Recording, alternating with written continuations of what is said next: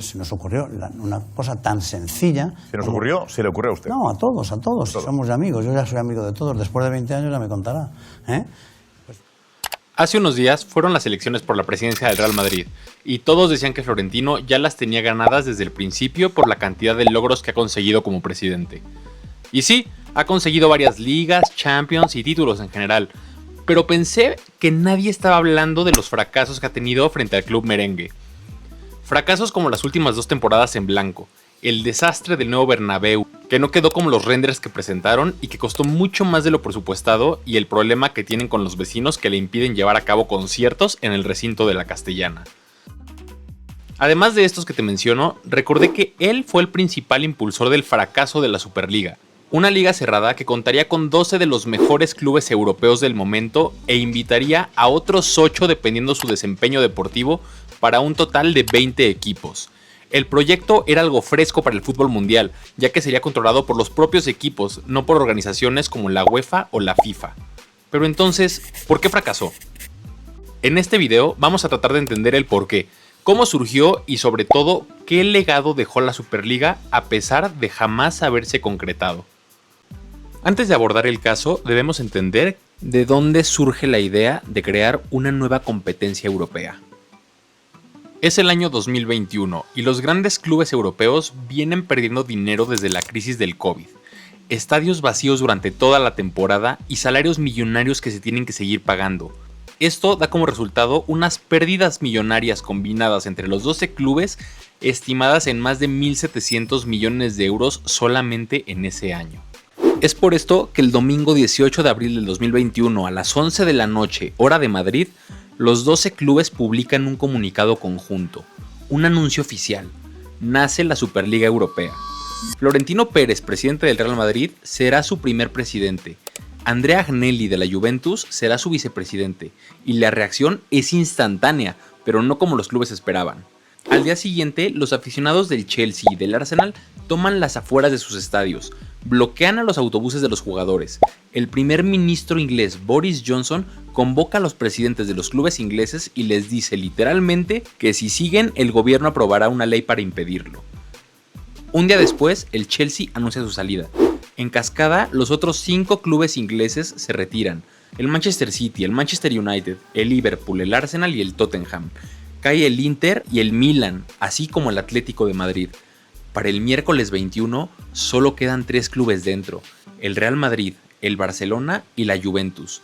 La Superliga como anuncio mediático había muerto en 72 horas. Pero la Superliga como empresa no había muerto, y los 3 clubes que quedaron tomaron la decisión que cambiaría todo: llevar a la UEFA a los tribunales. En mayo del 2021, la Superliga presenta una demanda ante un juzgado mercantil de Madrid, donde acusa a la UEFA y a la FIFA de violar las normas de la Unión Europea. Aquí vamos a repasar los 3 conceptos por los que demandaron a estos organismos, pero lo vamos a ver con unos ejemplos claros y sin tantos tecnicismos. El primer concepto es el derecho de competencia, también llamado derecho antitrust.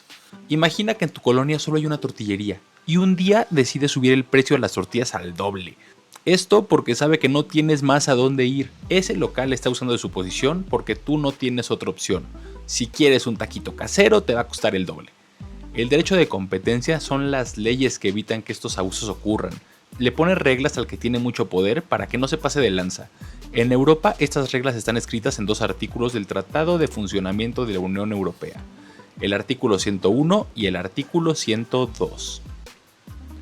El segundo concepto es el artículo 101, que prohíbe los cárteles. Pero tranquilo, no esos cárteles que ya conoces. Aquí a lo que se refiere es que está prohibido que 2 o más personas se alíen para impedir que entre más competencia a su mercado. ¿Ok? Imagina que ahora son 3 tortillerías en tu colonia y se reúnen un domingo para decidir que todos van a vender las tortillas a 20 pesos el kilo. Nadie puede cobrarla menos. Eso es un cártel. Tú como cliente no tienes una opción real. Las 3 tortillerías se aliaron para perjudicarte y el artículo 101 prohíbe exactamente esto. Ninguna empresa puede aliarse con otras para bloquear competidores. Y aquí viene la conexión con este caso. La Superliga acusó a la UEFA de ser exactamente ese cártel, una asociación de federaciones nacionales que se había puesto de acuerdo para bloquear a cualquier competencia rival. Y el tercer concepto es el artículo 102, el cual prohíbe un abuso de una posición dominante. Para dejar a las tortillerías a un lado, imaginemos que ahora hay una empresa de internet únicamente en tu zona. Y ella decide cobrarte un día 1,000 pesos por gigabyte que uses, sabiendo que no tienes otra alternativa y no te puedes cambiar a ninguna competencia. Eso no solamente es que sea grande, es que es grande y usa ese poder para perjudicarte. El artículo 102 del tratado no prohíbe ser grande y abusar de ello. La Superliga justamente acusó a la UEFA de hacer esto. Era la única organizadora del fútbol europeo y usaba ese monopolio para amenazar a los clubes con expulsarlos de sus competiciones y a los jugadores de quedarse sin mundial. Estos son los tres conceptos: el derecho de competencia, la prohibición a los cárteles y prohibición de abusar de una posición dominante. Y con estos tres ya podemos seguir el caso. La UEFA respondió a estas acusaciones ante el Juzgado de Madrid diciendo que sus reglas existen para proteger el modelo del deporte europeo y ellos tienen un derecho a defenderlo. Y aquí el Juzgado de Madrid hizo algo muy inteligente. Antes de dictar una sentencia, decidió hacer lo que se llama una cuestión prejudicial. ¿Qué es esto? Imagina que en un partido de fútbol amateur aparece una jugada extraña. La toca entre el hombro y el pecho. Nadie sabe si es mano o no, y el árbitro pausa el juego y dice: a ver, vamos a llamar a la FIFA y que ellos me digan cómo interpretar eso. Eso en el derecho europeo se llama cuestión prejudicial. El juzgado español le dice al Tribunal de Justicia de la Unión Europea: oye mano, antes de que yo resuelva cualquier cosa, ¿cómo interpreto estos artículos 101 y 102? Y así es como nace este asunto, el caso de la Superliga. Después de más de 2 largos años, la Gran Sala del Tribunal de Justicia de la Unión Europea, conformada por 15 jueces, dictó una sentencia. Y aquí viene la parte que, según yo, está más mal interpretada de este caso, porque la prensa contó el fallo de 2 formas completamente opuestas. Unos decían que la Superliga había ganado, otros decían que la Superliga seguía prohibida, pero ambos estaban equivocados. Esa sentencia dejó 3 puntos claros. El primer punto es que la UEFA y la FIFA son empresas. La UEFA dice que son una asociación deportiva sin fines de lucro, pero el tribunal les respondió que cuando venden derechos televisivos por miles de millones de euros, técnicamente son una empresa, aunque se vistan de organización sin fines de lucro. Es como si una gran empresa de supermercados se pusiera el cartel de asociación vecinal. Todo para esquivar las leyes de competencia. Esto evidentemente no funciona así. Y la consecuencia es enorme, porque como empresas la UEFA y la FIFA están sometidas al derecho de competencia europeo, no están por encima. El segundo punto es el sistema de autorización previa de la UEFA, el cual es ilegal tal como estaba. Regresando a las tortillerías, imaginemos que para abrir una, la única que existe tiene el poder para aprobarme o rechazarme. Y los criterios para hacerlo los tiene únicamente en su cabeza. Si no le caes bien, no abres. Si eres una competencia que lo pueda amenazar, no abres. Y ese era el sistema que tenía la UEFA. Ella decidía quién entraba al mercado europeo con criterios que solo ella conocía. El tribunal no dijo que la UEFA debe autorizar competencias. Dijo que si las va a autorizar, las reglas tienen que ser claras, conocidas de antemano, aplicables a todos por igual y no discriminatorias. El tercer punto son las amenazas de la UEFA. Expulsar a los clubes o prohibir a los jugadores ir a la selección son un abuso de posición dominante. Regresando con la empresa de internet, imagina que descubre que va a abrir una competencia y esa empresa le dice a los usuarios que si se cambian les van a cortar el servicio para siempre, también a sus hijos y a sus vecinos. Esa amenaza es un abuso porque no permite una competencia legítima. Eso, según el tribunal, era lo que la UEFA estaba haciendo. Amenazar a los clubes con expulsarlos. Amenazar a los jugadores de esos clubes con prohibirles ir al mundial. Ese tipo de amenazas, dijo el tribunal, son ilegales bajo el artículo 102 del tratado. Y ahora viene una parte que a muchos se les olvida cuando cuentan este tema de la Superliga. Pues el tribunal no dijo que la Superliga estaba autorizada. No dijo que el modelo europeo del deporte tenía que cambiar. Lo que dijo es que la UEFA puede regular el fútbol europeo, pero tiene que hacerlo con reglas claras.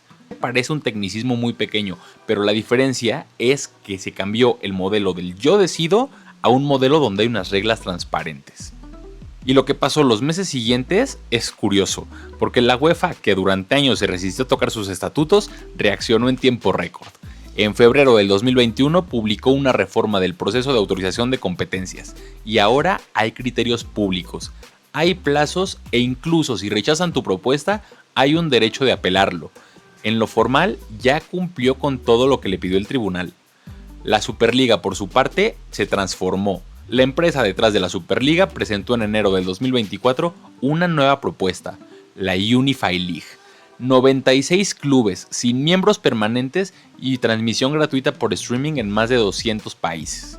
Sonaba mucho mejor que la propuesta original, pero pasó algo que nadie previó. Nadie se sumó a este proyecto. Ningún club inglés mostró interés. Equipos como el Bayern, el PSG y el resto de los grandes europeos se mantuvieron leales a la UEFA. El nuevo formato de la Champions League terminó dándole a los grandes clubes casi todo lo que pedían, sin la necesidad de romper relaciones con nadie. Y en febrero del 2026, el Real Madrid hizo lo impensable. Anunció oficialmente que abandonaba el proyecto de la Superliga. Florentino Pérez firmó un acuerdo de paz con Alexander Ceferín y el Barcelona lo siguió un poco después. La Superliga como proyecto comercial estaba terminado. Y ahora, algo que parece crudo, pero es la realidad. La Superliga, si bien ganó la batalla legal, perdió la guerra comercial, porque mientras peleaban en Luxemburgo, la UEFA reformó su producto y dejó a la Superliga sin un claro diferencial. Al final, todo este caso de la Superliga nos deja una gran lección, que es que no importa si ganas en los tribunales, la Superliga ganó jurídicamente, pero perdió comercialmente. El derecho te puede dar la razón, pero el mercado, los aficionados y la política te pueden cobrar la factura. Una victoria legal sin estrategia de mercado no es suficiente, y la Superliga lo vivió en carne propia.